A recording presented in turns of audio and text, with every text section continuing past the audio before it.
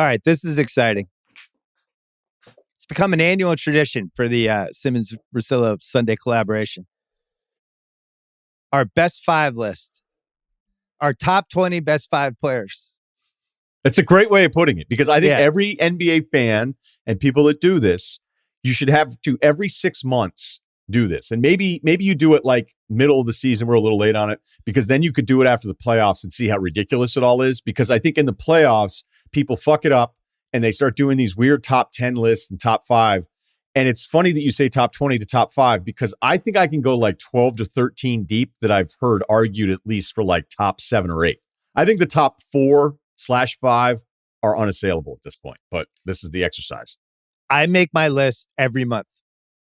And part of the reason I just move stuff around. So the last Your time top I made 5 moves around that much? No, I made my top 35.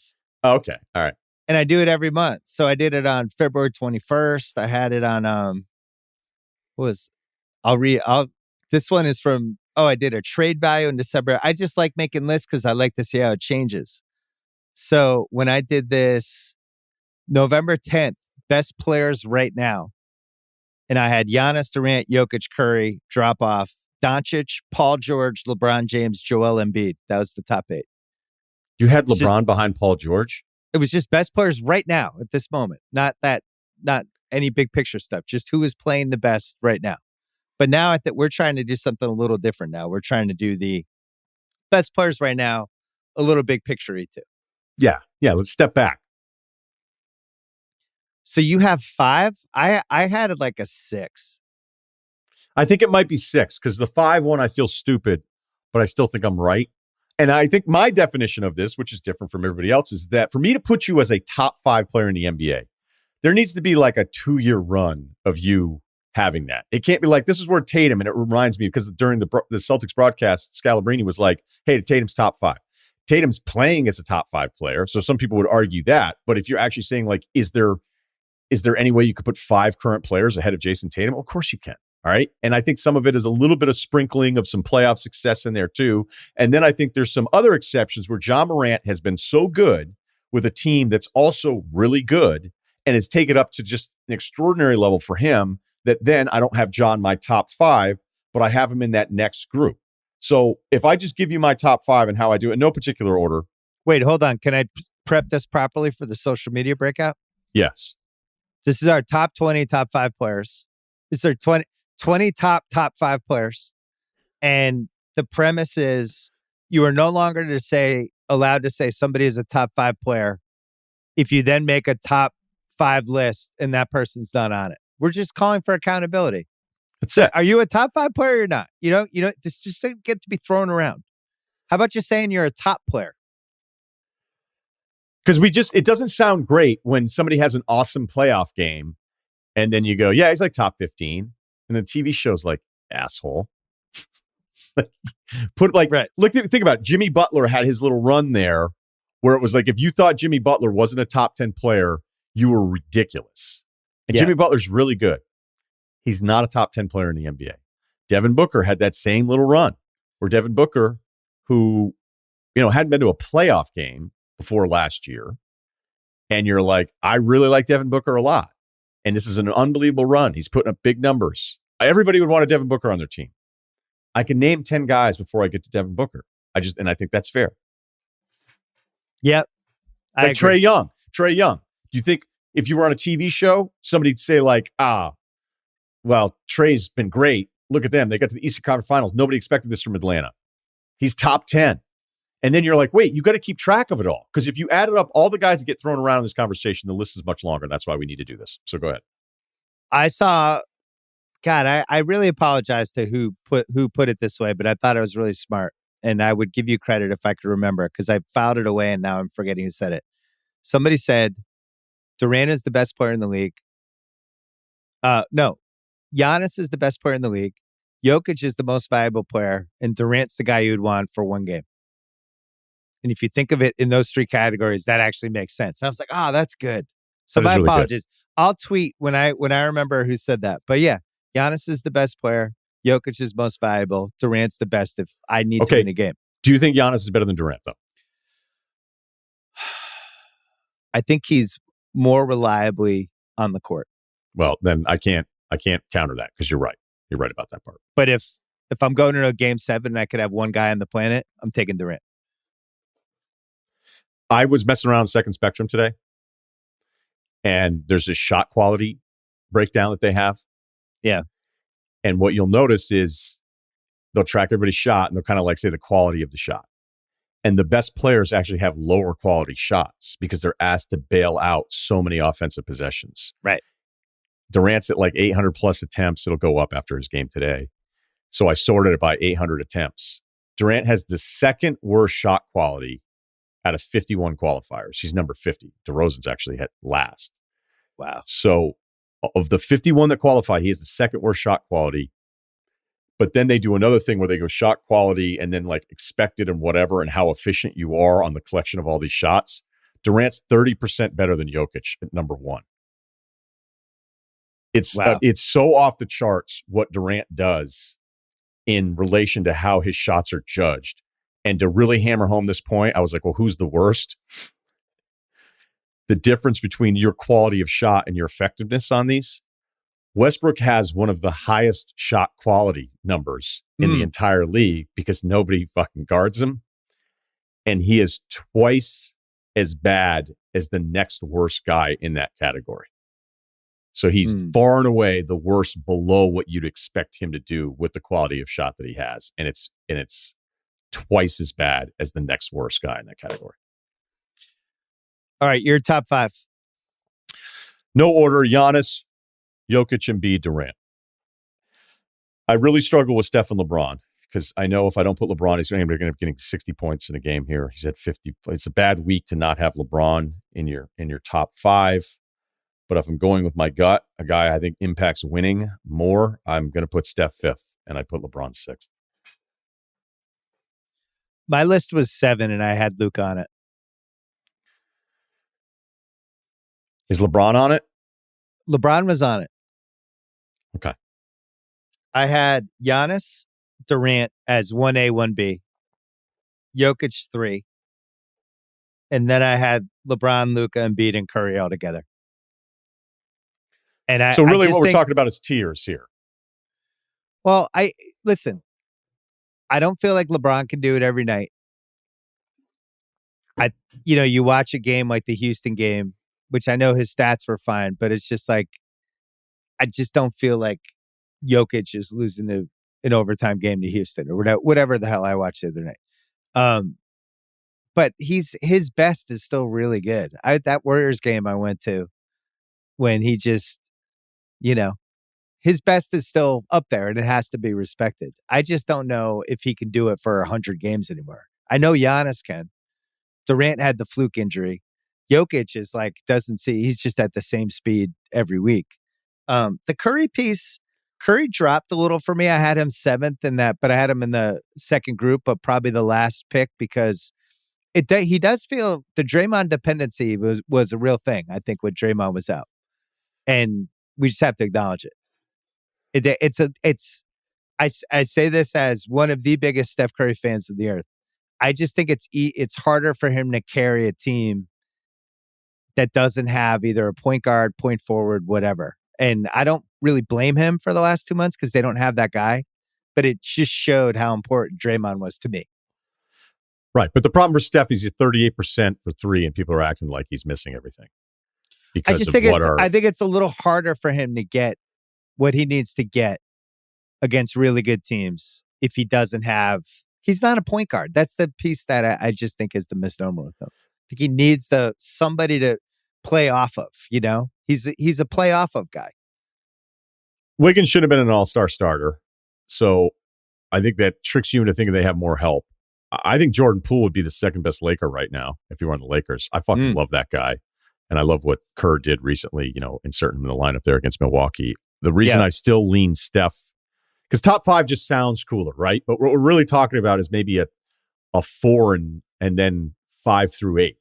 Because I would put Ja. I think Ja has been so special that in that group with Luka, LeBron, and I would have Ja there. And if you want to put Steph into that second tier of 5 through 8, I'm not going to argue a ton. Although I think you have to point out with Steph, no matter what his shooting numbers are and the slight lull that he went through, and a slump by his standards, he still is impacting every single possession because everybody is constantly freaked out about where he is because he is he's just perpetual motion. So that has to be factored in.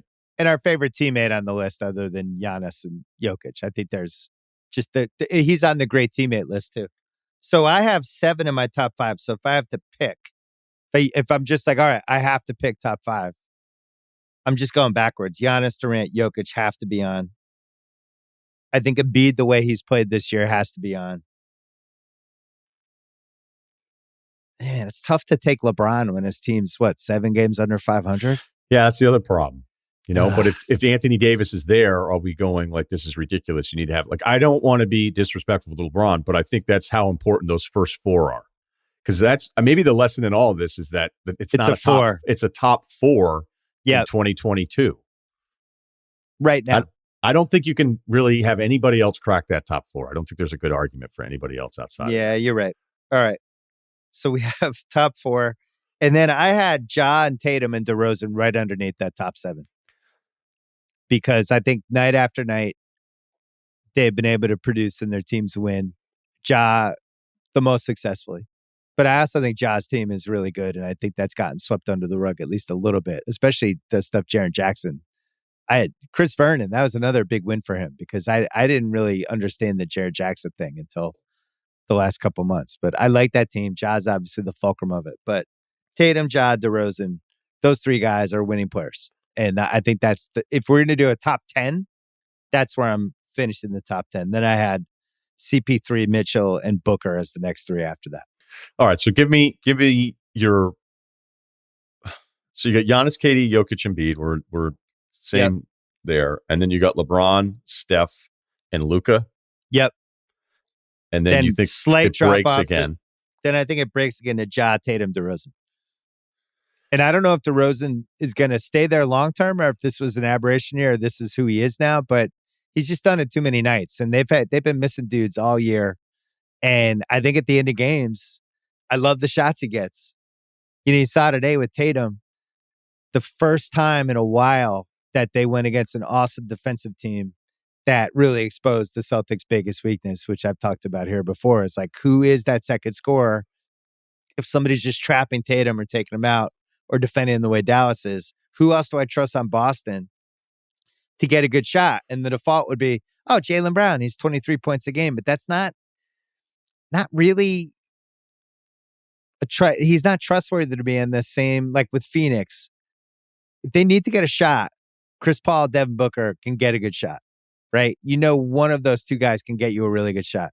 With Boston, Tatum's the only one that can really consistently get good shots when it really shuts down like it did today. And that's what, I don't know. I just feel like when you go to that next level, CP3, Mitchell, Booker, it's a slight difference. CP3 just, he's at a different stage of his career. Mitchell, where do you stand on him?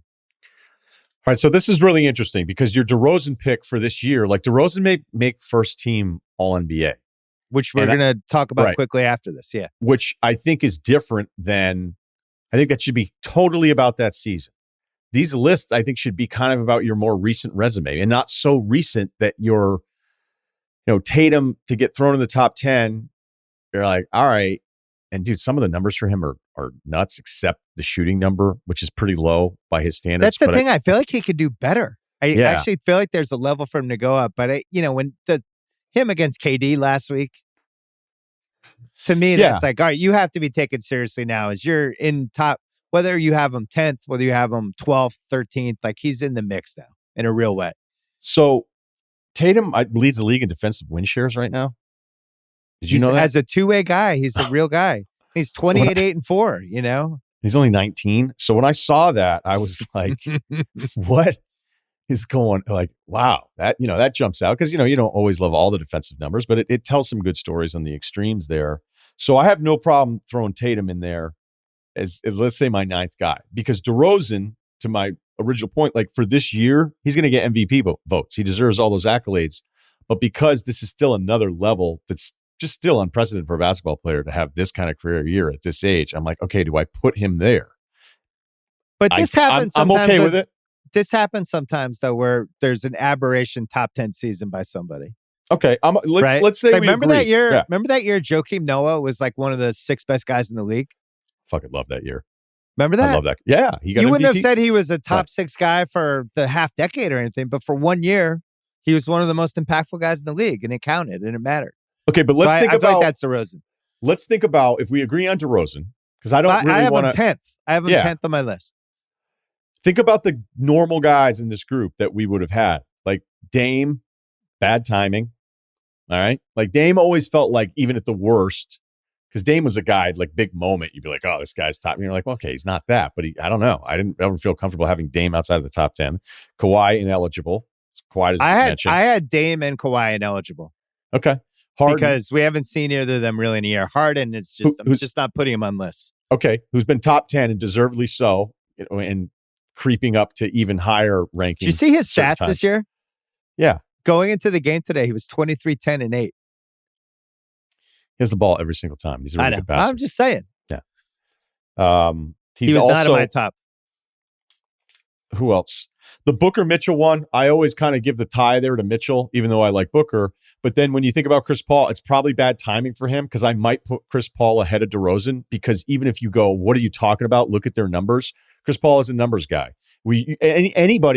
Chris Paul is one of the 10 most important players this season.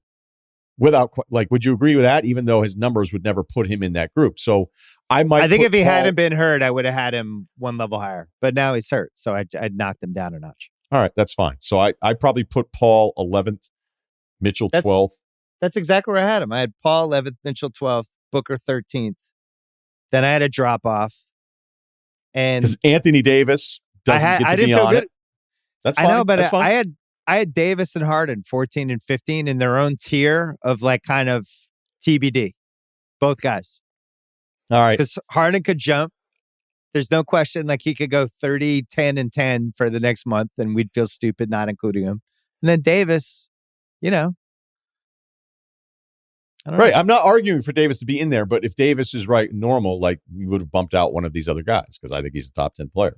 I clearly still like Anthony Davis more than other people do, and I might be the one that's wrong about it. Well, we have him in the 14-15 range, and he hasn't played in a month, and he's kind of taken the year off. I mean, then I have that next group. This would be my 15 to 20. Okay. Or 16 to 20. Bam. Draymond. Butler. Holiday. And Levine. And I'm going to defend the Holiday thing like this. I just think he's a winning player. And I'm always going to gravitate when we get to a clutter group of like, can I win with dudes? Butler, the catch with him is why isn't he on the floor more? I mean, Justin Termine, friend of the program, he texted about this recently. He's like, what, Butler, can he play 5 games in a row? Like what's going on with this? There's a durability thing with him that I think is a real thing. But he's still a top 20 guy. Bam, I think, has a chance to potentially jump with the way how important he is in that team and all that stuff. And then Draymond, just his impact, you could feel it the last 2 months. I think he has to be in the top 20. So Levine was the one that surprised me, but he's really won me over. And I know you love him too. Yeah, I mean, Levine, it was a dicey relationship, the two of us, for a really long time. And you guys worked it out. Yeah. And that's what I love about him, and that there's all these scores, right? You'd love to get scores together, but then a lot of times scores fuck each other up. And the fact that he and DeRozan, and granted, Caruso just came back the other night, ball's still been out, but those are deferential players, right? Those guys are cool with their role. And I think Levine and DeRozan figuring out how to play with each other. And it's still some shots going around because you got to get Vooch some looks. Yeah, I think Kobe White's been really impressive, asked to do all these different things.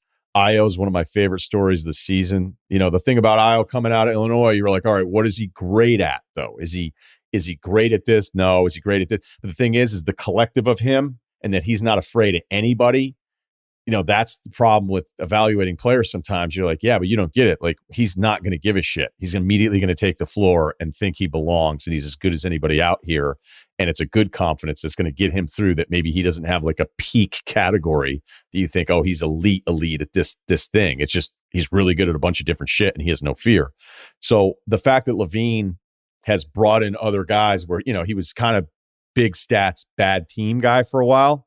Yeah, and now they're a winning team, and it's worked out. I like your LaVine pick there. Nobody's mentioned Trae Young yet, though. And now at this point, we're about to. You have him outside the top 20. I had him 21. The reason I wanted to reward LaVine because, as you know, I'm a winning guy, Ryan. You are. I love how much he's enjoyed the DeRozan thing. Instead of being threatened by it, or like, now it's my turn, or, oh my God, DeRozan got to shoot again. Like, he's completely in on it, and he's figured out a way to just be good from his end. But he's ridden the DeRozan thing because he really wants to win. And I think he's gotten better as an all-around guy, and I just like watching him. So, yeah, so you had Trae in your 16 to 20 range? Yeah, I do. Give me your 16 to 20. I don't have it in order here. I would just have him I'd have Bam ahead of Butler. I think I'd have Trae ahead of Butler at this point. And I know that doesn't make any sense based on the standings in Atlanta. Every night you're watching them being like, when are you guys going to be good?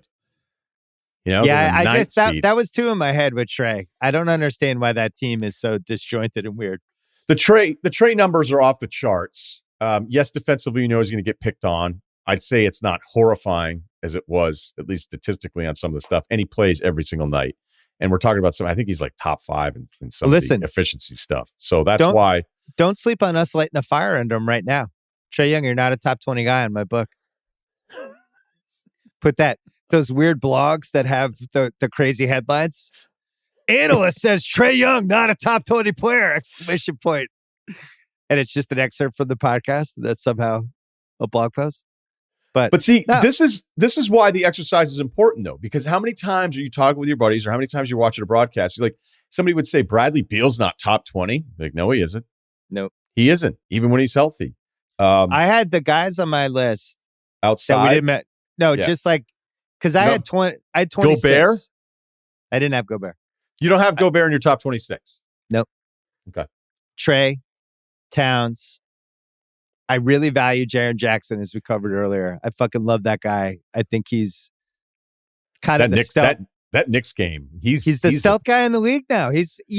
Honestly, he should be the defensive player of the year, and there's going to be a over case Bam? building. No, Bam hasn't played enough games. I think how many has he missed? He's missed at least 20. Yeah. But Jackson's been out there all year, and I just think the stuff he does on defense, I'm amazed. I think Siakam's played himself into the top 25. Bam's missed 25. He's not going to make. That's my bad. He's not winning defensive player of the year, missing 25 games. I just think Bam is awesome. I'm with you, but he missed too many games. I had Siakam just the way he's playing. It might be recency bias, but if you're just saying best 25 guys right now, how they're playing, he's got to be on there. Same for Garland. And then I had Kyrie as my wild card 26th asterisk guy. Because when he plays, he's one of the best 15 guys. But we haven't seen him. But that's why when you do this, you're like, okay, Jamal Murray doesn't get mentioned, and it's bad. Well, he's in that Kawhi, Dame, right? Paul George, yeah, right. Paul George doesn't get mentioned. Zion doesn't get mentioned. Yeah, we have 4 guys plus Zion who are they're kind of ineligible right now. I know you're not a huge De'Aaron Fox guy. Sabonis, both the Raptors, even SGA, who is relentless. I loved his quote the other day, being like, "Hey, I screw up too. I don't get on refs the entire game." You're like, that's weird. The point is we go 30 plus deep of really good players. Yeah. This league is stacked.